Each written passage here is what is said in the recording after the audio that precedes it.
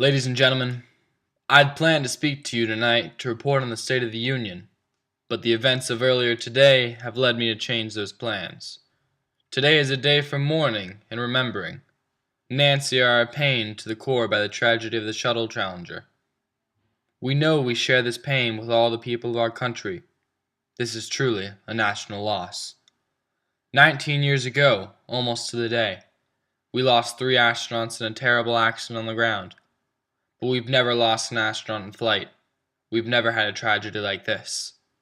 And perhaps we've forgotten the courage it took for the crew of the shuttle. But they, the Challenger 7, were aware of the dangers, but overcame them and did their jobs brilliantly. We mourn 7 heroes: Michael Smith, Dick Scobie, Judith Resnick, Ronald McNair, Ellison Onizuka, Gregory Jarvis, and Krista McAuliffe. We mourn their loss as a nation together.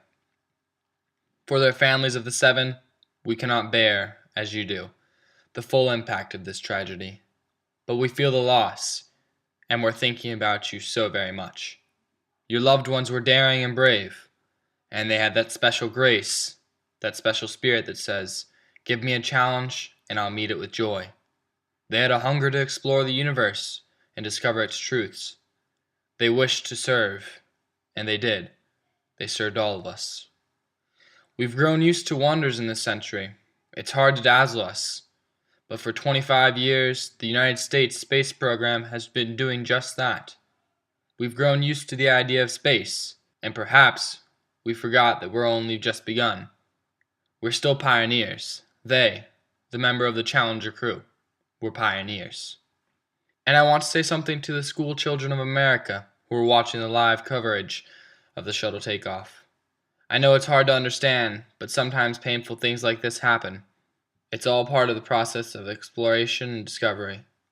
It's all a part of taking a chance and expanding man's horizons. The future doesn't belong in the faint-hearted. It belongs to the brave. The Challenger crew is pulling us into the future, and we'll continue them. I've always had great faith in and respect for our space program, and what happened today does not diminish it. We don't hide our space program. We don't keep secrets and cover things up. We do it all up in front of the public. That's the way freedom is.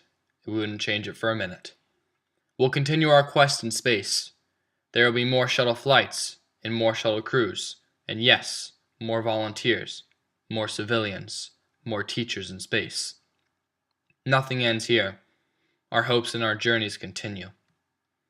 I want to add that I wish I could talk to every man and woman who works for NASA, or who worked on this mission, and tell them, your dedication and professionalism have moved and impressed us for decades, and we know your anguish.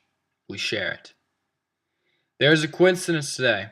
On this day, 390 years ago, the great explorer Sir Francis Drake died aboard ship off the coast of Panama. In his lifetime, the great frontiers were the oceans, and a historian later said he lived by the sea, died on it, and was buried in it. Well, today, we can say of the Challenger crew, their dedication was, like Drake's, complete. The crew of the Space Shuttle Challenger honored us by the manner in which they lived their lives. We will never forget them, nor the last time we saw them. This morning, as they prepared for their journey and waved goodbye, and slipped the surly bonds of earth to touch the face of God. Thank you.